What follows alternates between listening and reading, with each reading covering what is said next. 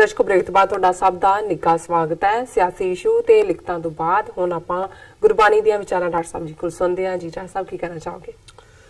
देखो रूहानी दुनिया दे विच बेशक जिहड़ा जिहनूं कणी कहंदे ने वो तां तुहाडे अंदर पहलां तो ही रखी हुंदी है, जन्म दे नाल ही हुंदा है जी। तुहाडीआं उस किस्म दीआं ही रुचियां हुंदियां ने, पर इस च कोई शक नहीं कि रूहानीयत दे रस्ते ते तुहानूं उंगल फड़ के तोरण दे लई किसे सहारे दी लोड़ हुंदी है।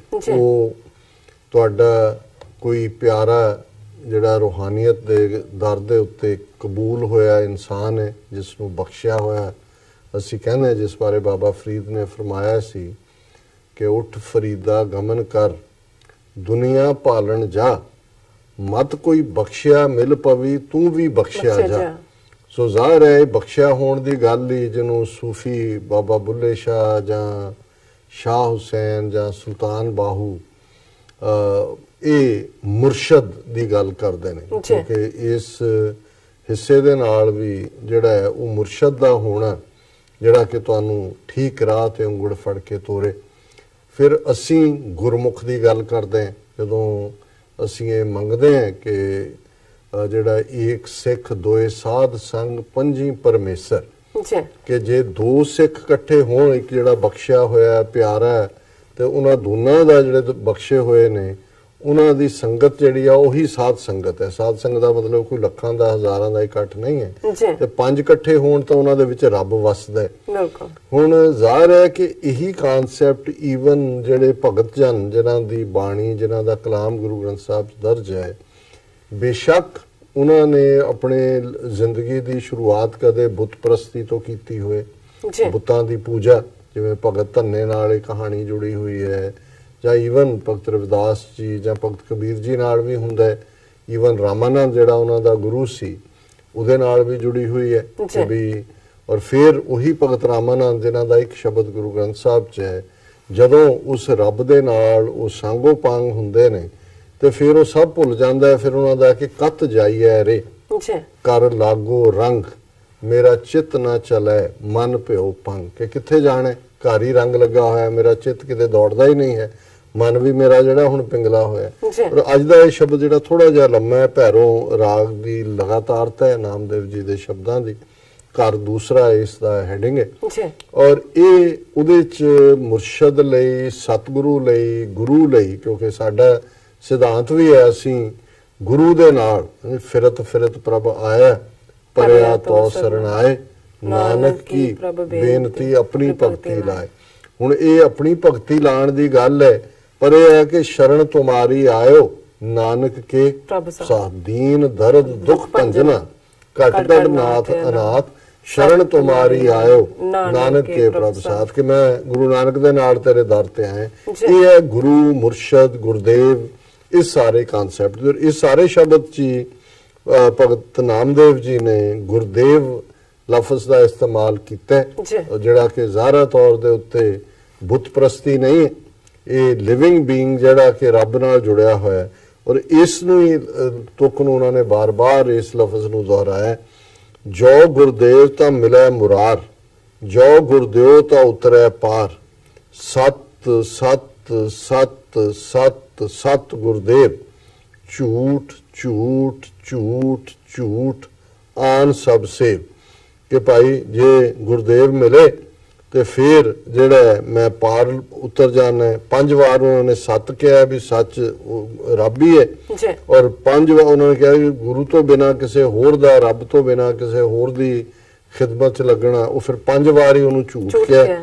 ਜੋ ਗੁਰਦੇਵ ਤਾਂ ਨਾਮ ਦ੍ਰਿੜਾਵੇ, ਜੋ ਗੁਰਦੇਵ ਤਾਂ ਦਹਿ ਦਿਸਤਾਵੇ, ਜੋ ਗੁਰਦੇਵ ਪੰਚ ਤੇ ਦੂਰ, ਜੋ ਗੁਰਦੇਵ ਤਾਂ ਮਰੀ ਬੋ ਚੂਰ, ਕਿ ਭਾਈ ਜੇ ਗੁਰਦੇਵ ਹੈ ਤੇ ਨਾਮ ਦ੍ਰਿੜਾਇਆ ਜਾਂਦਾ, ਫਿਰ ਜੇ ਰੱਬ ਜੇ ਗੁਰਦੇਵ ਮਿਲਦਾ ਹੈ ਤੇ ਫਿਰ ਮਨ ਕਿਸੇ ਪਾਸੇ ਦੌੜਦਾ ਨਹੀਂ ਹੈ, ਪੰਜਾਂ ਵਕਾਰਾਂ ਤੋਂ ਵੀ ਮਨੁੱਖ ਦੂਰ ਰਹਿੰਦਾ, ਔਰ ਜੇ ਗੁਰਦੇਵ ਹੈ ਤਾਂ ਫਿਰ ਕੋਈ ਝੂਰਨਾ ਨਹੀਂ ਹੁੰਦਾ, ਕੋਈ ਮਨ ਦੇ ਵਿੱਚ ਉਦਾਸੀ ਨਹੀਂ ਹੁੰਦੀ। ਜੋ ਗੁਰਦੇਵ ਤਾਂ ਅੰਮ੍ਰਿਤ ਬਾਣੀ, ਜੋ ਗੁਰਦੇਵ ਤਾਂ ਅਕਥ ਕਹਾਣੀ, ਜੋ ਗੁਰਦੇਵ ਤਾਂ ਅੰਮ੍ਰਿਤ ਦੇ, ਜੋ ਗੁਰਦੇਵ ਨਾਮ ਜਪ ਲੈ, ਕਿ ਵੀ ਜੇ ਗੁਰਦੇਵ ਨੇ ਤੇ ਫਿਰ ਉਹ ਅੰਮ੍ਰਿਤ ਰੂਪੀ ਬਾਣੀ ਤੁਹਾਡਾ ਸਹਾਰਾ ਹੈ। ਉਹੀ ਰੱਬ ਦੀ ਕਹਾਣੀ, ਅਕਥ ਕਹਾਣੀ ਤੁਸੀਂ ਕਹਿ ਸਕਦੇ ਹੋ। ਔਰ ਜੇ ਗੁਰੂਦੇਵ ਨੇ ਤਾਂ ਤੁਹਾਡਾ ਸਰੀਰ ਵੀ ਅੰਮ੍ਰਿਤ ਵਾਂਗ ਜਿਹੜਾ ਹੈ ਉਹ ਨਾ ਮਰਨ ਵਾਲਾ ਹੈ। ਮਤਲਬ ਇਹ ਨਹੀਂ ਹੈ ਕਿ ਬਾਡੀ ਨੇ ਤਾਂ ਜਾਣਾ ਹੈ ਕਿ ਉਸ ਦੇ ਵਿੱਚ ਇੱਕ ਆਪਣਾ ਅਨੂਠਾ ਆਨੰਦ ਹੈ। ਔਰ ਜੋ ਗੁਰਦੇਵ ਨਾਮ ਜਪ ਲੈ, ਜਦੋਂ ਤੁਸੀਂ ਗੁਰੂ ਦੇ ਨਾਲ ਜੁੜੇ ਹੁੰਦੇ ਹੋ ਤੇ ਨਾਮ ਜਪ ਕੇ ਉਸ ਸਹਾਰੇ ਨੂੰ ਪਾਉਂਦੇ ਹੋ। ਜੋ ਗੁਰਦੇਵ ਭਵਨ ਤਰੈ ਸੂਝੈ, ਜੋ ਗੁਰਦੇਵ ਊਚ ਪਦ ਬੂਝੈ, ਜੋ ਗੁਰਦੇਵ ਤਾਂ ਸੀਸ ਆਕਾਸ਼, ਜੋ ਗੁਰਦੇਵ ਸਦਾ ਸ਼ਾਬਾਸ਼। ਕਿ ਜੇ ਗੁਰੂ ਦੇ ਲੜ ਲੱਗੇ ਹੋਏ ਹੈ ਤੇ ਤਿੰਨੋਂ ਹੀ ਲੋਕ, ਭਵਨ ਤਰੈ, ਤਿੰਨੋਂ ਹੀ ਲੋਕ, ਪਰਲੋਕ ਪਤਾਲ, ਜਿਹਨੂੰ ਅਸੀਂ ਤਿੰਨ ਲੋਕਾਂ ਦੀ ਤਰ੍ਹਾਂ ਲੋਕੀ ਕਹਿੰਦੇ ਆ, ਇਹਨਾਂ ਦੀ ਸੋਝੀ ਆ ਜਾਂਦੀ ਹੈ। ਔਰ ਉੱਚਾ ਪਦ ਰੱਬ ਦਾ, ਜਿਹਨੂੰ ਪਰਮ ਪਦ ਵੀ ਕਿਹਾ ਜਾਂਦਾ ਹੈ, ਉਸ ਨੂੰ ਕੰਪਲੀਟ ਰਿਅਲਾਈਜੇਸ਼ਨ ਸਾਨੂੰ ਹੁੰਦੀ ਹੈ। ਔਰ ਜਦੋਂ ਅਸੀਂ ਰੱਬ ਨਾਲ ਜੁੜੇ ਹੁੰਦੇ ਆ, ਰਿਅਲਾਈਜੇਸ਼ਨ ਹੁੰਦੀ ਹੈ। ਜੋ ਗੁਰਦੇਵ ਤਾਂ ਸੀਸ ਆਕਾਸ਼, ਫਿਰ ਸਾਡਾ ਸਿਰ ਮਾਨੋ ਇਵੇਂ ਹੈ ਵੀ ਅਸਮਾਨ ਦੇ ਉੱਤੇ, ਮਤਲਬ ਅਸੀਂ ਫਖਰਯੋਗ ਪਤਵਾਨ ਹੁੰਦੇ ਹਾਂ। ਤੇ ਜੇ ਰੱਬ ਦੇ ਨਾਲ ਜੁੜੇ ਹੋਏ ਆ ਤਾਂ ਸਦਾ ਸ਼ਾਬਾਸ਼, ਇਹ ਹਮੇਸ਼ਾ ਹੀ ਜਿਹੜਾ ਹੈ ਐਪਰੀਸ਼ੀਏਟਿਵ ਹੈ। ਜੋ ਗੁਰਦੇਵ ਸਦਾ ਬੈਰਾਗੀ, ਜੋ ਗੁਰਦੇਵ ਪਰ ਨਿੰਦਾ ਤਿਆਗੀ, ਜੋ ਗੁਰਦੇਵ ਬੁਰਾ ਭਲਾ ਏਕ, ਜੋ ਗੁਰਦੇਵ ਲਿਲਾਟੇ ਲੇਖ। ਕਿ ਜੇ ਗੁਰੂ ਨੇ ਤੇ ਫਿਰ ਮਨ ਦੇ ਵਿੱਚ ਹਮੇਸ਼ਾ ਹੀ ਵੈਰਾਗ ਤਿਆਗ ਦੀ ਤਾਂਘ ਰਹੇਗੀ, ਔਰ ਮਨ ਦੇ ਵਿੱਚ ਕਦੇ ਵੀ ਕਿਸੇ ਦੀ ਨਿੰਦਾ ਕਰਨ ਦਾ ਖਿਆਲ ਨਹੀਂ ਆਏਗਾ। ਜੇ ਰੱਬ ਗੁਰੂਦੇਵ ਦੇ ਨਾਲ ਫੇਥ ਹੈ ਤੇ ਫਿਰ ਕੋਈ ਬੁਰਾ ਤੇ ਭਲਾ ਨਹੀਂ ਲੱਗੇਗਾ, ਸਭ ਇੱਕੋ ਜਿਹੇ ਲੱਗਣਗੇ। ਔਰ ਇਹ ਤਾਂ ਹੀ ਪੋਸੀਬਲ ਹੋਏਗਾ ਜੇ ਗੁਰੂਦੇਵ ਰਾਹੀਂ ਤੁਹਾਡੇ ਮੱਥੇ ਦੇ ਲੇਖ ਜਿਹੜੇ ਨੇ ਉਹ ਬਦਲੇ ਜਾਂਦੇ ਨੇ। ਜੋ ਗੁਰਦੇਵ ਕੰਧ ਨਹੀਂ ਹਿਰੇ, ਜੋ ਗੁਰਦੇਵ ਦਿਹਰਾ ਫਿਰੇ, ਜੋ ਗੁਰਦੇਵ ਤਾਂ ਛਾਪਰ ਛਾਈ, ਜੋ ਗੁਰਦੇਵ ਸੇਜ ਨਕਸਾਈ। ਹੁਣ ਇਹਦੇ ਚ ਭਗਤ ਜੀ ਫਰਮਾਉਂਦੇ ਨੇ ਕਿ ਜੇ ਗੁਰਦੇਵ ਰੱਬ ਹੈ ਤੇ ਫਿਰ ਇਹ ਸਰੀਰ ਵਾਲੀ ਜਿਹੜੀ ਹੈ, ਉਹਨੂੰ ਸਰੀਰ ਨੂੰ ਕੰਧ ਕਿਹਾ, ਇਹਨੂੰ ਕੋਈ ਚੁਰਾ ਨਹੀਂ ਸਕਦਾ। ਫਿਰ ਉਹਨਾਂ ਨੇ ਜਿਹੜੇ ਉਹਨਾਂ ਦੇ ਆਪਣੇ ਜੀਵਨ ਦੇ ਵਿੱਚ, ਜਿਨ੍ਹਾਂ ਚੋਂ ਅਸੀਂ ਇੱਕ ਸ਼ਬਦ ਪਿਛਲੇ ਵੀਰਵਾਰ ਡਿਸਕਸ ਕੀਤਾ ਸੀ ਕਿ ਕਿਵੇਂ ਭਗਤ ਨਾਮਦੇਵ ਜੀ ਨੇ ਜਿਹੜਾ ਵੇਲੇ ਦਾ ਬਾਦਸ਼ਾਹ ਸੀ ਮੁਹੰਮਦ ਤੁਗਲਕ, ਉਹਦੀ ਤਸੱਲੀ ਕਰਵਾਈ। ਉਸ ਤੋਂ ਪਹਿਲਾਂ ਅਸੀਂ ਇੱਕ ਸ਼ਬਦ ਸੀ ਕਿ ਕਿਵੇਂ ਦਿਉਰਾ ਫਿਰਿਆ ਔਰ ਪੰਡਤਾਂ ਦੀ ਹੋਸ਼ ਟਿਕਾਣੇ ਆਈ। ਸੋ ਇਹਦੇ 'ਚ ਵੀ ਭਗਤ ਜੀ ਨੇ ਉਸ ਅਕਾਲ ਪੁਰਖ ਨੂੰ ਜਿਹੜਾ ਹੈ ਉਹ ਵਾਚਕ ਹੋ ਕੇ ਕਿਹਾ ਕਿ ਭਾਈ ਜੇ ਉਹ ਅਕਾਲ ਪੁਰਖ ਹੈ ਜਿਹਨੇ ਦਿਉਰਾ ਫੇਰਿਆ ਸੀ, ਉਹੀ ਗੁਰਦੇਵ ਰੱਬ ਹੈ ਜਿਹਨੇ ਮੇਰੀ ਛਪਰੀ ਬਣਾ ਕੇ ਮੈਨੂੰ ਦਿੱਤੀ।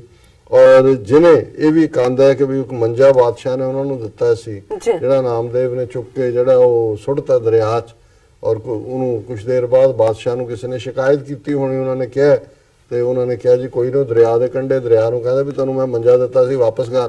ਤੇ ਉੱਥੇ ਉਹਨਾਂ ਨੇ ਉਹ ਦਿੱਤਾ ਤੇ ਉਹਨੂੰ ਉਹਨਾਂ ਨੇ ਕਿਹਾ ਜੋ ਗੁਰਦੇਵ ਸਹਿਜ ਨਿਕਸਾਈ, ਸਹਿਜ ਮੰਜੇ ਨੂੰ ਕਹਿੰਦੇ ਨੇ, ਨਿਕਸਾਈ ਕੱਢੇ ਕਿ ਜੇ ਰੱਬ ਨੇ ਰਹਿਮਤ ਕੀਤੀ ਤੇ ਉਹ ਮੇਰੇ ਤੇ ਜਦੋਂ ਪ੍ਰੀਖਿਆ ਪਈ ਤੁਸੀਂ ਉਹ ਵੀ ਪੂਰੀ ਕੀਤੀ। ਜੋ ਗੁਰਦੇਵ ਤਾਂ 68 ਨਾ ਆਇਆ, ਜੋ ਗੁਰਦੇਵ ਤਨ ਚੱਕਰ ਲਗਾਇਆ।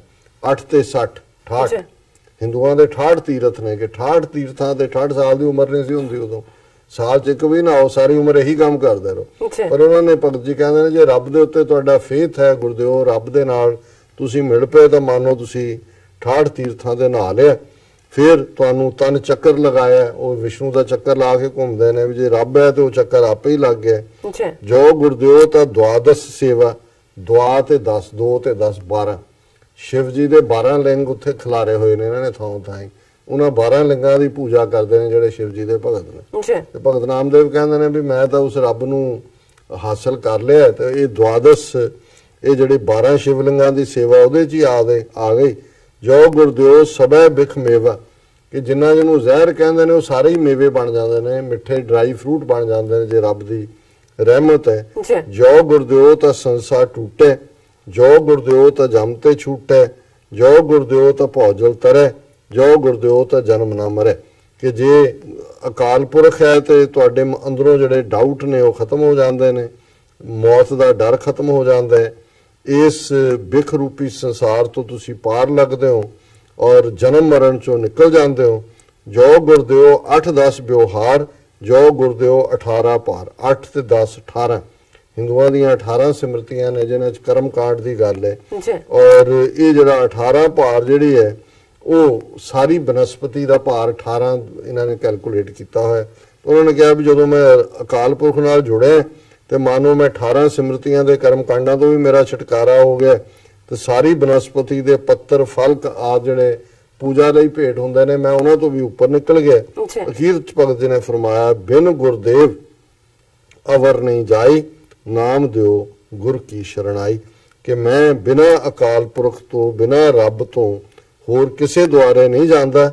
ਨਾਮ ਦਿਓ ਗੁਰ ਕੀ ਸ਼ਰਨ। ਨਾਮਦੇਵ ਕਹਿੰਦੇ ਨੇ ਕਿ ਮੈਂ ਗੁਰੂ ਦੀ ਸ਼ਰਨ ਚ ਆਪਣੇ ਆਪ ਨੂੰ ਭੇਟ ਕੀਤਾ ਜੀ। ਸੋ ਇਹ ਅੱਜ ਜੀ ਡਾਕਟਰ ਸਾਹਿਬ ਤੁਹਾਡਾ ਬਹੁਤ ਬਹੁਤ ਸ਼ੁਕਰੀਆ। ਤੁਸੀਂ ਅੱਜ ਦੇ ਅਹਿਮ ਇਸ਼ੂ ਤੇ ਅੱਜ ਦਾ ਵਿਚਾਰ ਸਾਡੇ ਦਰਸ਼ਕਾਂ ਨਾਲ ਸਾਂਝਾ ਕੀਤਾ। ਇਸ ਤਰ੍ਹਾਂ ਆਪਣੇ ਵਿਊਅਰਸ ਕੋਲ ਲੈਣੇ ਇਜਾਜ਼ਤ। ਵਿਊਅਰਸ ਸਾਡੇ ਪ੍ਰੋਗਰਾਮ ਦਾ ਸਮਾਂ ਇੱਥੇ ਸਮਾਪਤ ਹੁੰਦਾ ਹੈ। ਤੁਸੀਂ ਆਪਣੀ ਰਾਏ ਤੇ ਸੁਝਾਅ ਸਾਨੂੰ ਭੇਜਣਾ ਭੁੱਲਣਾ।